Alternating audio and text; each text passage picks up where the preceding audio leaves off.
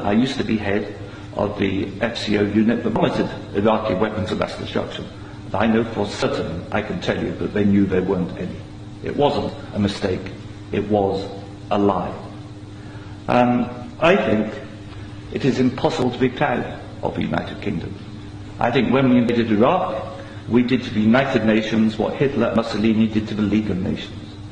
And I think what we've done since, where the truth is often much hidden, in bombing, if you look at Libya, disaster now, we bombed it, we killed 15,000 people when NATO bombed Sirte, something they never told you on the BBC. And did we make it better? No. I saw in Uzbekistan, I saw the gas contract signed by Enron, and a company called Unocal, which George Bush Sr. was on the board, to dig out gas pipelines from Uzbekistan and Kazakhstan over Afghanistan down to the Indian Ocean. That was actually what the Afghan war was about. They'd actually had talks with the Taliban and Unocal to see if the Taliban would provide pipeline security. The person who held those talks was the consultant, Unocal, who's a certain Mr. Karzai, who, after being employed by George Bush Sr. as a consultant, went on to become president of Afghanistan. That was their plan B.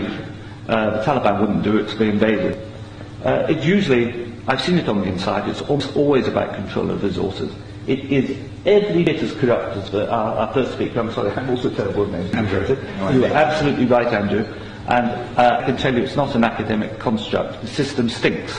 Westminster stinks. The British government is deeply, deeply immoral. They don't care how many people they kill abroad if it advances them. And anybody who votes no is voting support a psychologically flawed, a pathological state, which is a danger in the world, a rogue state, a state prepared to go to war to make a few people wealthy.